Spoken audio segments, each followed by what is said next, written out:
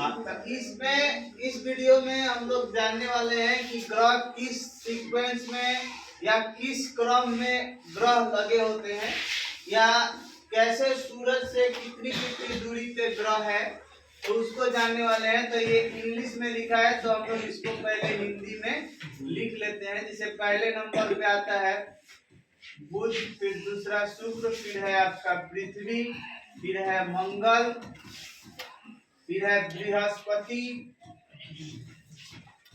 उसके बाद आता है शनि, उसके बाद आता है अरुण, और तब आते हैं वरुण। ठीक है।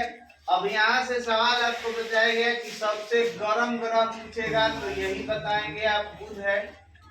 ये गर्म ग्रह है, या नजदीक का ग्रह भी कह सकते हैं।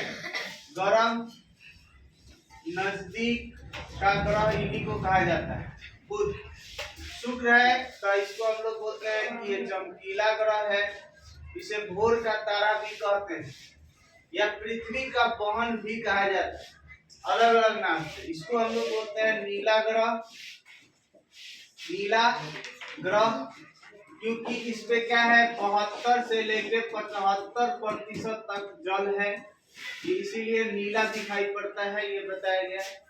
उसके बाद है मंगल, इसको हम लोग कहते हैं लाल ग्रह, ये लाल दिखता है। उसके बाद है बृहस्पति, ये बड़ा ग्रह है, सबसे बड़ा ग्रह में ये आता है। शनि, ये धूल कण या बर्फ के चट्टानों से इसके ऊपर ऐसे बन गया हो, तो इसलिए इसको हम लोग शनि ग्रह के पास ऐसे ठंडापन है। और सबसे ठंडा ग्रह ये है, सबसे ठंडा, क्योंकि सूरज से सबसे दूर है। तो जाहिर सी बात है कि जो लाइट से या मान लीजिए आग है, उससे दूर जितना रहेंगे आपको कम उष्मा पहुंचेगा। और जीवन किस पे है, तो जीवन इसी पे है। जीवन है आपका पृथ्वी पे। क्यों? क्योंकि इसी के ऊपर आपका जल है, हवा है और प्रकाश है। आपको ये भी बताया गया कि प्रकाश लमसम सभी पे पहुंचता है, लेकिन अंत वाले पे कम पहुंच पाता है, लेकिन प्रकाश तो सब पे पहुंचता है। दिक्कत होने वाला है इसी का, यस नो कह सकते हैं, यानी कि पानी हो भी सकता है, नहीं भी हो सकता है। यस नो यानी हवा हो भी सकता है, नहीं भी हो सकता। तो ज्यादातर ग्रहों पे यही दिक्कत आती है कि किसी पे जल है तो पानी, हवा नहीं है, किसी पे हवा है तो पानी नहीं है।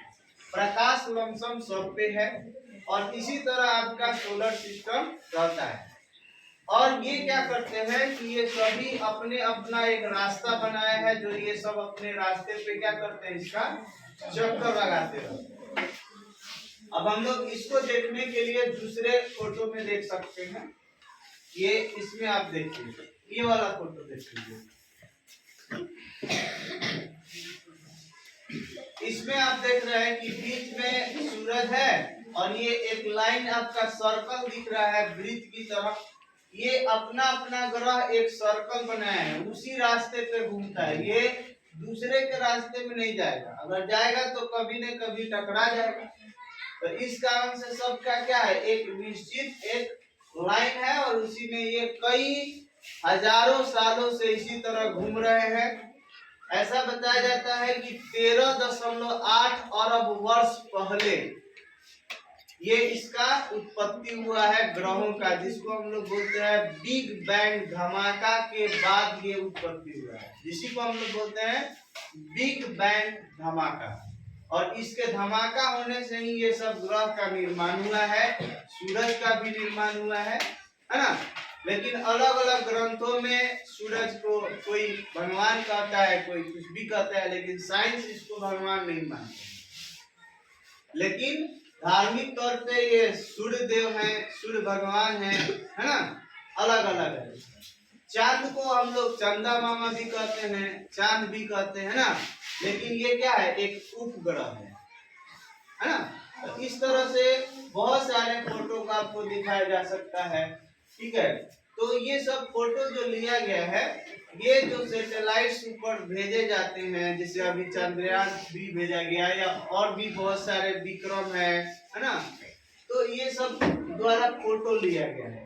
तो ये लाइन से जो दिख रहा है ये सब ग्रह है, और ये वाला एक साइड में दिख रहा है ये है चांद, जो ये क्या करता है, पृथ्वी का चक्कर लगाता है। बाकी लोग सूरज का चक्कर लगाते हैं, लेकिन चांद पृथ्वी का चक्कर लगाता है। तो उपग्रह क्या करते हैं, ग्रह का चक्कर लगाते हैं, उसी को बोलते हैं उपग्रह। जैसे गांव में हम लोग का क्या होता है, मुखिया उप मुखिया ना, तो उसी तरह ये आपका है। तो मुखिया उप मुखिया जो होता है, राष्ट्रपति उपराष्ट्रपति होता है, मुख्यमंत्री उप मुख्यमंत्री होता है, तो ऐसे ही होते हैं। ठीक है, तो बहुत सारी चीजें हैं अभी तक। ये देखिए, ये चांद के ऊपरी सतह को दिखाया गया है। इसमें देखिए चांद के ऊपर से ये फोटो लिया गया है, ग्रह सब इस तरह से दिखाई दिया गया, तो बहुत सारा हो सकता है। तो हमारे ख्याल से अब आपको इसका कॉन्सेप्ट पता हो गया होगा। ठीक है, आप लोग को ये वीडियो कैसा लगा आप तो कमेंट करें, और कोई अगर टॉपिक जानना है तो उसके लिए आप कमेंट करें।